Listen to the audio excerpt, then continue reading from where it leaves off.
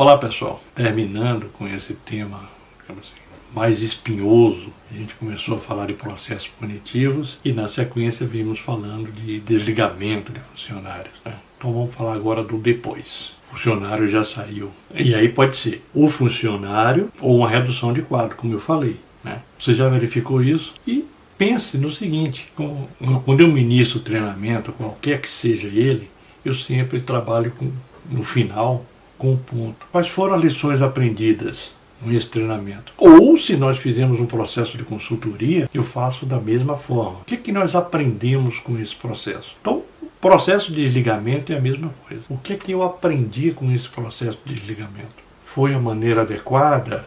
Aí eu gritei, eu agi de forma calma, serena, eu não me emocionei, não gerei uma falsa esperança no funcionário desligado, ou eu deixei transparecer isso. Procure aprender esse tipo de coisa para que não volte a acontecer em outros processos de desligamento que eventualmente você tem que conduzir. Voltando à questão da redução de quadro, quando você for comunicar ao grupo que houve uma redução, saíram alguns colegas, seja objetivo, também de maneira profissional, nada de ficar fazendo firula. Não vai ficar inventando história.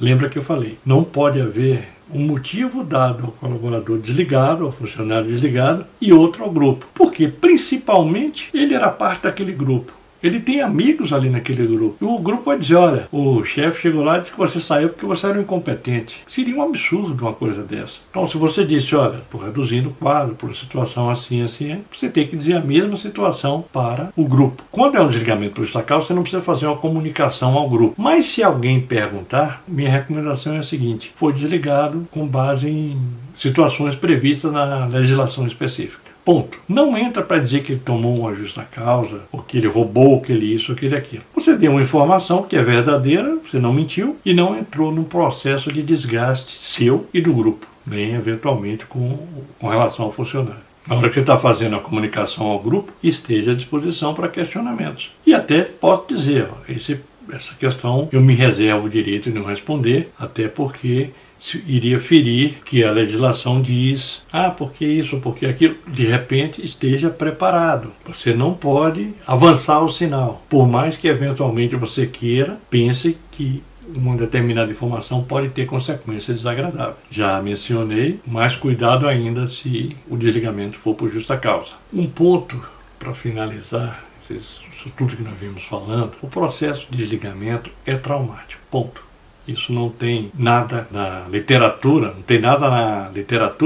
que diga o contrário. Mesmo quando você está desligando o funcionário, que você deu chance, que você acha que ele é um incompetente, ou isso e aquilo é traumático para o funcionário e acaba sendo traumático para você porque teve que conduzir o processo. Procure não extrapolar esse ponto e se martirizar demais também. Mas se lembre de uma coisa, não há preparação, por mais que você faça tudo aquilo que eu já mencionei em aulas anteriores, há 2 aulas atrás, não há preparação que elimine a sensação de perda do empregado. Ele perde o chão, ele não sabe o que é que ele vai fazer da vida. Então, isso é importante. Os reflexos desse desligamento vão ocorrer, não vão ser neutralizados, não vai eliminar os traumas disso. Os reflexos disso, eles ocorrem. Normalmente, quando você faz desligamento um pouco maior, uma redução de quadro, isso permanece na empresa durante algum tempo. Os que ficaram, o moral baixa. Então você tem que procurar também estar monitorando o grupo para evitar isso. Você não vai fazer uma festa comemorativa para tentar animar o grupo, mas você pode estar lá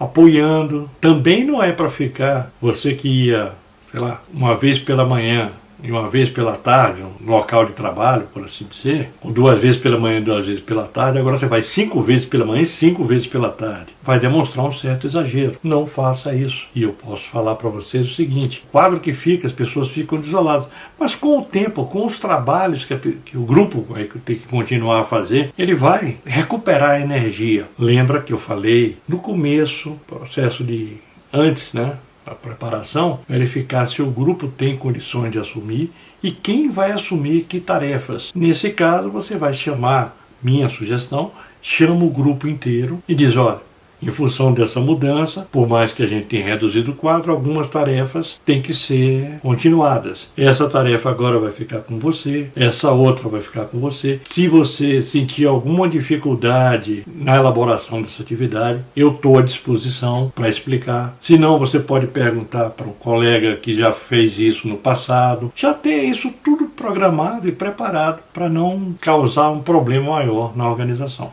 Esse assunto é muito longo, procurei resumir aqui, espero de alguma forma ter contribuído, e para mim é o papel do RH formar os chefes, ou informar os chefes, ou preparar os chefes até para situações como essa. Muito obrigado. Se você não está inscrito no canal, inscreva-se, marque o seu joinha, compartilhe com o maior número de pessoas. Em breve nós estaremos de volta. Um abraço.